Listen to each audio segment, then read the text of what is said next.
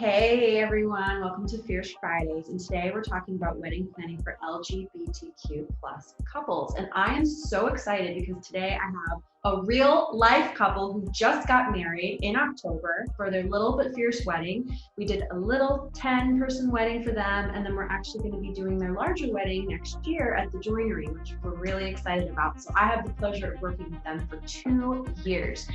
And Rin and Lindsay are kind and beautiful and lovely, and I learned so much working with them, and I wanted to invite them to be a part of this conversation today so we can promote inclusivity in wedding planning. So I wanted to make sure to bring a real LGBTQ plus couple and ask them some questions to help everybody out and give you some tools and resources. And here we are, I'm gonna ask them some questions and we'll go from there. Hey you two, how's it going? Hi. Good. It's going wonderful. Feels like some adjustments here, and then other times it's just like, oh yeah, it's no different, but it's so different. Congratulations again. We were honored to be a part of your little wedding in 2020 in October, and we're so excited to be a part of your bigger celebration next year. So so thank you so much for being here today. I'm gonna ask you a couple questions so that people watching can learn more about your experience as an LGBTQ plus couple. So my first question for you two is, what was the most challenging part of planning your wedding as an LGBTQ plus couple? So definitely navigating all of like the very gendered language and traditions that go along with weddings in particular, like even for like the most open-minded people, like weddings have a very set prescribed, like the groom does this, the bride does this. And so all very gendered. That complicates things for sure. Personally, as a trans person, I'm trans feminine, that I was really like overthinking perhaps things like walking up to, the spot where we were going to stand to get married in front of the officiant. Little things that like I think cis people don't think about, like, well, I didn't want to walk up first and wait for Lindsay because that's very coded as like, well, that's what the groom does, but I wasn't a groom. Wedding attire was a concern for me. So those are mine. Along the lines of attire too was also finding someone for alterations and tailoring too. I think for both of us, especially for Rin. But we were really lucky to find Uncommon Closet that was extremely helpful and extremely inclusive, and really helped both of us, and we're very supportive of being just so inclusive and not using titles such as bride and groom, and checking in, and using pronouns too. Wonderful. Thank you for sharing that. What should wedding industry people know who are helping to plan LGBTQ plus weddings? What can they do to make your process easier for you? So, like everybody, including guests that are attending and everything, the number one thing I think is just like respecting pronouns and like being aware of the importance of something like that, but also like Lindsay was saying, like titles, making it open-ended and inclusive, and asking the couple like, oh, do you want to be addressed as bride and groom? Do you want to be groom and groom? Do you want to be spouse and wife? Offering as many opportunities, but letting the couple come to you with that rather than you assuming, so you're the bride and you're the other bride. Like, let them tell you their story and their identities. And I think a big part where I still see that, again, as a trans person, I'm very aware of it on paperwork that will say like groom's name and bride's name, like, say spouse 1 and spouse 2, and let them provide the title that they want to go by. Thank you. I totally agree. Something that I'm trying my hardest as an event planner to set the example for other people in the industry, to make sure that they understand that binary is no longer, it's not inclusive, especially just like the contract. You'd think that, oh, it's a legal document, but there are couples reading this, and it hurts to see that it's not really representing who you are as a person, even though it's just, boring legal stuff. It still matters, and it's still important. I appreciate you sharing that, because that really is something I think we could all improve on.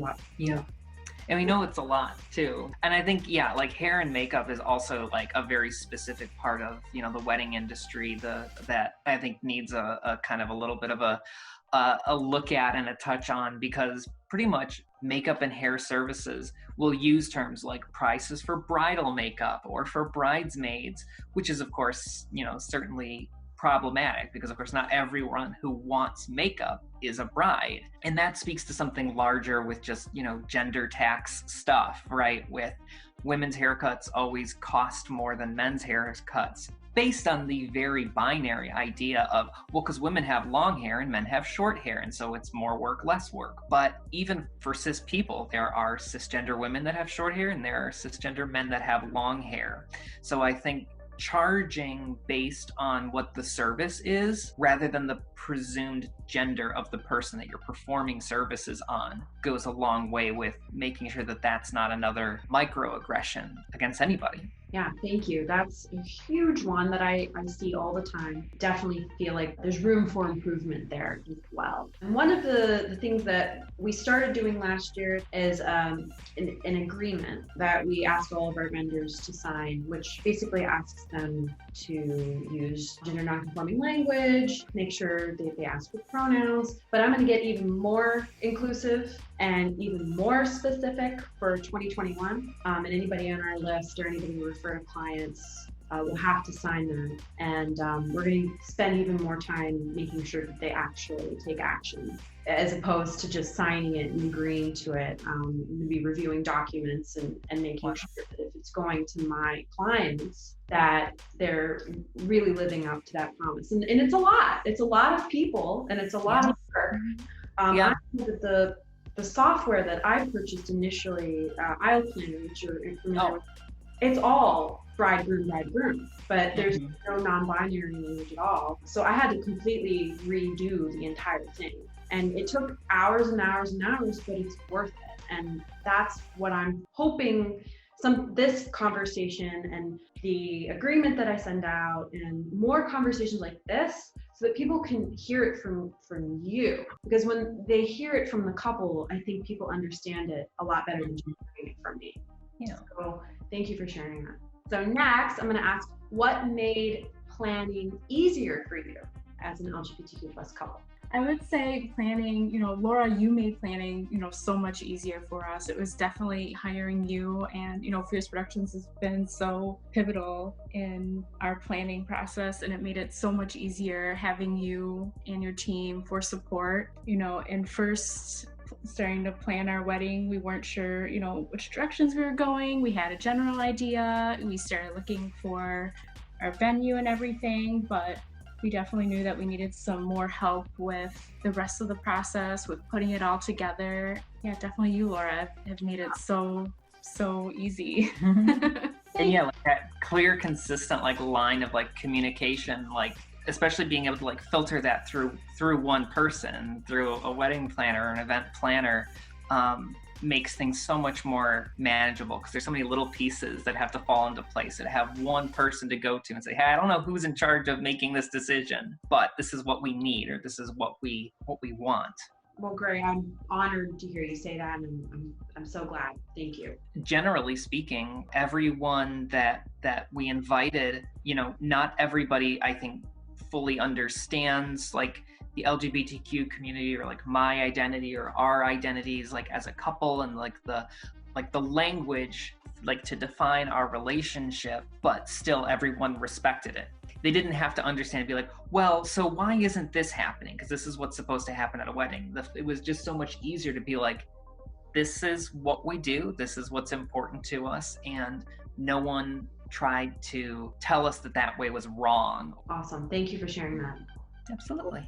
So with that being said, having just talked about your guests, what should people know who are attending LGBTQ plus weddings? So I think the number one thing is to just, be ready to be an ally and to model appropriate behavior to other guests, and perhaps the vendors or servers or anybody that's around. So again, big things using correct pronouns and normalizing that idea, the titles, not burdening the couple with traditional cis heteronormative expectations, but also just like, allow LGBTQ plus people, if they want to ascribe to, or incorporate traditional kind of expectations. I think it's very dangerous to think that the LGBTQ community is monolithic and we want all of our weddings to go this certain way. There are certain gendered aspects of our wedding that I was like, I'm fine with that, and others that I wasn't fine with. So it's not a one size fits all. So I hate to say the advice is to go in with no expectations, but rather don't make your expectations the couple's expectations. Got it. What I'm hearing you say is don't assume, don't make assumptions. Yeah. Be respectful. Yeah. And be an ally. And there's a lot of resources now on Google. And I'll also ask the two of you, what does it mean to you to be an ally? Yeah, to me, being an ally is always learning. It's a learning process. It's continually educating myself on the community, learning things that I don't already know, trying to look at other people's perspectives, looking at who is not being heard, and listening and learning how to be more supportive. So I think that's what, being an ally, means to me. It's continually growing and learning and supporting. Understanding the importance of intersectionality within the LGBTQ plus community or in any community, which is basically the idea that all of us, all people, we are an intersection of many different types of identities. So for sure, we are an LGBTQ couple, but you know what? We're also an interracial couple. So race and gender and social status and religion, cultures, all these complex mixtures, this unique blend that makes a person who they are. It's very easy, and we see it all the time, it's very normalized, to be an ally to cisgender, white, gay, and lesbian people, but there's still so much work to be done for people of color in the community, for gender non-conforming, for non-binary, for all these other aspects, all these other matters of a person's identity that is just as important, but also has an impact on the respect or lack thereof and equality or inequality that they face. Beautiful. So articulate by a teacher, nonetheless. Oh. Perfect. Thank you for explaining that. And it's good for us allies to hear that, because I think that there's an expectation that if you're an ally, you're going to be perfect and you're not going to make any mistakes and right. know everything. And it's I don't know everything. I'm learning every day. I make mistakes, and I'm always looking to the couples I work with and people of color and to hear what their needs are, do the work, and not make them do the work for me, but educate myself and take the time to ask myself, well, what can I do better? And so it's encouraging, and I think it's important for others who are striving to be better allies out there to hear this and to know that it's work in progress, and that it's about educating yourself, and it's just like teaching yourself anything. If you want to learn a language or learn how to dance, practice is everything. And educating yourself, having conversations with people that you usually have conversations with, reading literature that you may not usually read. These are all different resources and tools that you brought up that's extremely helpful. So thank you for sharing all this. What was the most exciting part of planning your wedding as an LGBTQ couple? Well, once you realize that gender is fake, it's an illusion, it's a social construct, and that there are really no rules, you can really just make your wedding whatever you want it to be once you stop thinking about those, as real as those pressures and expectations may be and everything. It's supposed to be a day about the couple. It's a kind of a two-sided thing. It's I feel so worried about doing this because then people will think I'm the bride or something like that. But once you just let that go and you just enjoy the experience authentically in that way, it's very exciting. Having the freedom to do things that are untraditional, things that are not expected. And I think, a big one, for us was coming up with, unique things like for our ceremony, such as the Pride Sugar Pour. So I think that was really exciting to plan. It was something really unique and special to us and a part of the community. Yeah, I was going to say that that was one of my favorite parts, and one of my favorite things watching and witnessing it during the ceremony was watching the two of you participate in this gorgeous new ritual that you've created for your relationship. Can you speak a little bit to what the Pride Sugar Pour was? So the basic idea for this Pride Sugar Pour was we had the colors of the rainbow flag, Roy G. Biv. We had those in little containers, and then we had one bigger container, and we traded back and forth, pouring the sugar into the jar so that it eventually made the rainbow flag. So it was just like our, queer take on like the sand pour that a lot of couples do these days, where it's like, oh, the grains of sand, but in our case sugar, are like blending, like they are one now, just like our lives are, inseparable and one. And it just makes a great conversation piece. It's a nice ritual to have, and we're going to eventually use that sugar to decorate a dessert together, so we'll have a good functional fun use for it. I love to bake and I like to create things, and I thought it would be a cool idea if we use sanding sugar that come in different colors in Roy G. Biv. And yeah, we both decided that we really liked the idea of using the rainbow sugar. It was gorgeous and so unique and so authentic and just beautiful to watch happen. And then the after effect to see the jar, it was beautiful. And there it is. We have it on display. Can you also speak to the succulent bangles? For the succulent bangles, we were thinking about alternatives to the ring exchange. We decided that we didn't want to exchange rings this year, and we wanted to save it for next year. So we were thinking about all different types of ideas, what we can do instead. And Lily's Garden did all of our florals, and she had come up with such amazing ideas. And we, succulents were also a theme in our wedding planning process too. And we came up with an idea to incorporate the succulents into bangles to exchange instead during the ceremony.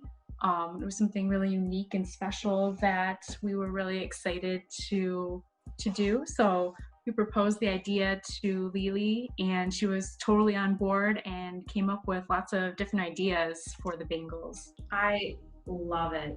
When you two were like, let's do the bangles, because I know that we're doing the bigger wedding next year. And so we wanted to make sure to have significant moments for both events that you could look back on and it meant something to you. And the two of you are such an incredible example of what you can do. Like we said, throwing out the rule book and just doing what you want to do, because it's your relationship and it's your wedding. And so a lot of the time people ask me, well, isn't it supposed to happen this way? No, it's not supposed to happen anyway. I'll let you know, like logistically, if it's sound, but creatively, the sky's the limit. And at the end of the day, it should tell your story, right? And I think we achieved that beautifully, and we're going to achieve it again next year. And I just thank you so much for being a part of this conversation today.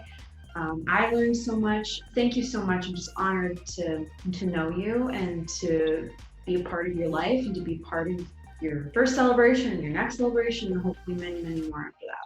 Thank you. Yeah, thank you so much for this opportunity. It was great. Yeah, thank you so much, Laura. We couldn't have done this without you, so thank you very much. I hope that all of you out there learn a lot as well and take on some of these resources and tools that Lindsay and Rin have given us today and apply them to your own business, whether you're in the wedding planning world or you're running a hardware shop. It's really important to be inclusive. So thanks, everyone.